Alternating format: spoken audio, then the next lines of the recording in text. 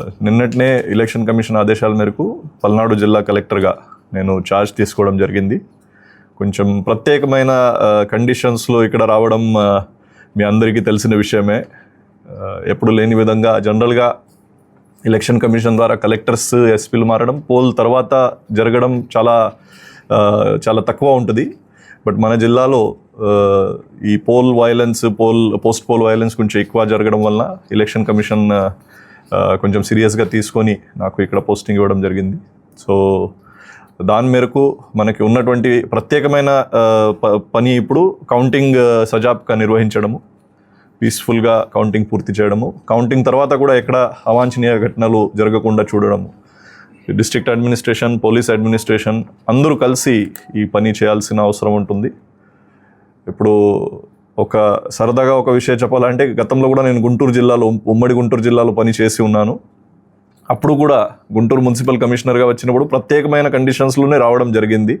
కొంతమంది మీ విలేకరులలో కూడా పాత వాళ్ళు ఉంటే 2018లో డైరియా వలన గుంటూరు టౌన్లో ఇది జరిగినప్పుడు తాత్కాలికంగా అప్పుడు ఉన్న గవర్నమెంట్ నాకు జాయింట్ కలెక్టర్ విజయనగరం నుంచి గుంటూరు కమిషనర్గా పోస్ట్ చేయడం జరిగింది. సో అప్పుడు కూడా కొన్ని ప్రత్యేకమైన కండిషన్స్ ఉండేవి. ఇప్పుడు కూడా కొన్ని ప్రత్యేకమైన కండిషన్స్లో గుంటూరు రావడం జరిగింది. సో ఒక సామ్యం ఈ రెండు ఘటనలో ఉంది. ఇప్పుడు నేను ఇంతకుముందు జాయింట్ కలెక్టర్ డిఆర్ఓ దగ్గర నుంచి తీసుకున్న ఇన్ఫర్మేషన్ పరంగా మన జిల్లాలో దాదాపు అన్ని పోలింగ్ స్టేషన్లో చాలా చక్కగా పోలింగ్ జరిగింది. కొన్ని లొకేషన్స్లో సంఘటనలు జరిగాయి, చాలా అన్ఫార్చునేట్ ఇన్సిడెంట్స్.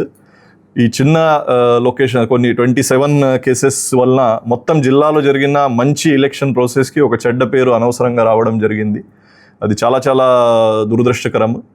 సో కనీసం ఇప్పుడు కౌంటింగ్ టైంలో మన జిల్లాకి మళ్ళీ చెడ్డ పేరు రాకుండా పని చేయాలని మన అందరూ కూడా, not only district administration staff మాత్రమే కాకుండా ఇప్పుడు మీడియా మిత్రులు కూడా మీ ద్వారా ప్రజలు, అదేవిధంగా పొలిటికల్ పార్టీస్ ముఖ్యంగా వాళ్ళ కార్యకర్తలు వాళ్ళ అందరికి కూడా నేను చేసింది అప్పీల్ అంటే, రాష్ట్ర వ్యాప్తంగా దేశవ్యాప్తంగా మన జిల్లాకి ఒక చెడ్డ పేరు వచ్చేయడానికి మనం అందరూ కూడా కారణం. ఎవరు ఒక్కరి మీద మనం ఇది పడడానికి లేదు. కనీసం కౌంటింగ్ టైంలో అది జరగకుండా మనం అందరూ కూడా చూసుకుంటాము. దాంట్లో అందరూ సహకరించాలి. దాంట్లో అందరూ కూడా ఈ ప్రజాస్వామ్యంలో ఉన్నటువంటి ఒక పర్వం, దాంట్లో భాగస్వామ్యం అయి కోఆపరేట్ చేయాలని కోరుకుంటున్నాను. ఇప్పటివరకు జరిగిన వైలెన్స్ కేసెస్ ఏదైతే బుక్ అయ్యాయి దానికి కూడా త్వరితగతిన అన్ని ఛార్జ్ షీట్ పుటప్ చేయడం కానీ, పోలీస్ ద్వారా దానికి పర్సివేషన్ చేయడం అది చేసుకుంటాము. రాబోయే రోజులు కూడా మనకి ఇంకా కౌంటింగ్కి 14 days ఉన్నాయి. ఈ 14 days కూడా అన్ని కాన్స్టిట్యున్సీల వారీగా ఎక్కడ ఈ వైలెన్స్ చేసే వ్యక్తులు ఉన్నారు, ఏదైనా రౌడీ షీటర్స్ కానీ ఏదైనా బైండ్ ఓవర్స్ చేసిన కేసెస్, దానికి మళ్ళీ పరిశీలించడం జరుగుతుంది. అడిషనల్ బైండ్ ఓవర్స్ ఏమైనా చేయాలంటే అది కూడా చేయించుకుంటాము.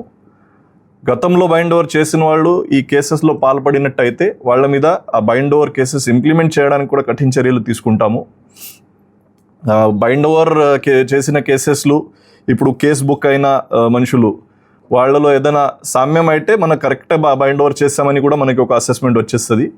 దాంట్లో ఏదైనా తేడాలు ఉంటే అది ఎందుకు తేడాలు జరిగాయి, ముందు నుంచి అసెస్మెంట్ ఏమైనా లోపం జరిగిందా, ఇంకా అడిషనల్ బైండ్ ఓవర్స్ ఏమైనా చేయాలా, బైండింగ్ ఓవర్ కండిషన్స్ ఏమైనా పెంచాలా, అవి అన్నీ కూడా ఇప్పుడు పరిశీలించడం జరుగుతుంది. కౌంటింగ్ అరేంజ్మెంట్స్కి వస్తే మన జిల్లాకి total 7 కాన్స్టిట్యున్సీస్లో 7 parliamentary counting halls, 7 assembly counting halls, total 196 counting tables అవసరం ఉంటాయి. దానికి ఒక 700 దాకా మనకి స్టాఫ్ అవసరం ఉంటుంది. వాళ్ళ ట్రైనింగ్, వాళ్ళ ర్యాండమైజేషన్, ఈ ప్రక్రియ ఎలక్షన్ కమిషన్ గైడ్లైన్స్ పరంగా ఇప్పుడు కొనసాగిస్తాము. దాంట్లో ఎక్కడా కూడా లోపం కానీ ల్యాబ్స్ ఉండడానికి అవకాశం లేదు. ఓకే.